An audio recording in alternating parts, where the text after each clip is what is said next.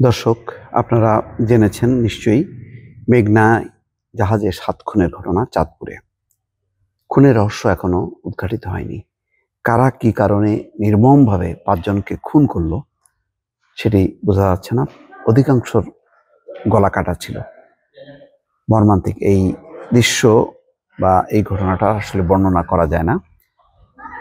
অমানবিক, মানে কি অপরাধ ছিল এই যারা নাবিক ছিল বা কর্মচারী ছিল এই জাহাজের, তাদেরকে কেন এই পৈশাচিকতার শিকার হতে হলো সেই রহস্যটা এখনো জানা যায়নি। মাত্র সম্ভবত একজন বেঁচে গেছেন কোনো রকমে, তারপর তিনি কথা বলতে পারছেন না। এখানে জাহাজের মালিক বলছেন যে রাতে কথা হয়েছে, সকালে কেউ ফোন ধরেনি।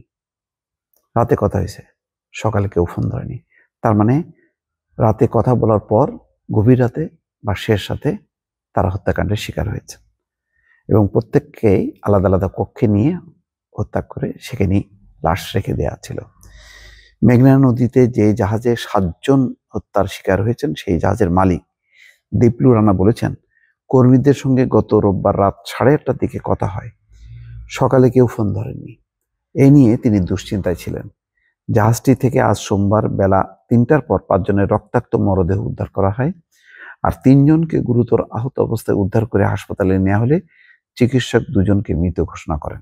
তার মানে জায়গায় পড়েছিল, একদম মারা গেছে তখনই 5 জন এবং গলা কাটা ছিল তাদের।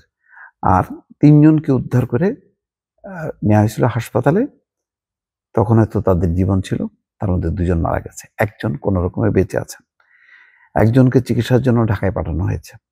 জাহাজটির নাম এমভি আল বাখেরা।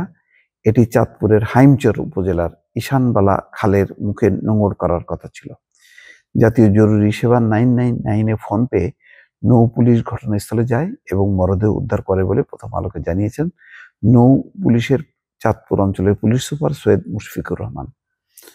হাসপাতাল ও পুলিশ সূত্র বলছে, মরদেহ ও আহত ব্যক্তির শরীরে ধারালো অস্ত্রের আঘাত ছিল, কারো কারো ছিল গলা কাটা। পুলিশের ধারণা, গতকাল দিবাগত রাতে দুর্বৃত্তরা এই ঘটনা ঘটিয়েছে।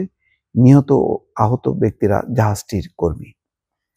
ডাকাতি নাকি শত্রুতার কারণে এই ঘটনা ঘটানো হয়েছে তা নিয়ে জানতে চাইলে জাহাজ মালিক দীপলু রানা জানান, আমি জানি না কিভাবে এই হত্যাকাণ্ড ঘটেছে, কারা ঘটিয়েছে পুলিশ তদন্ত করে আসল ঘটনা বের করতে পারবে।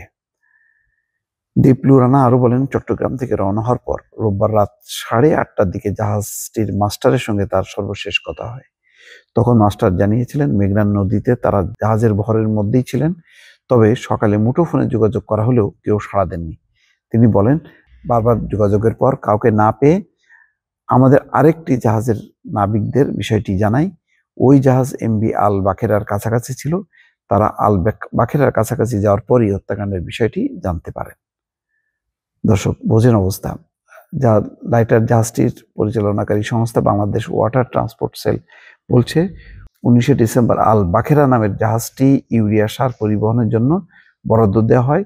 জাহাজটির ধারণ ক্ষমতা 800 মেট্রিক টন।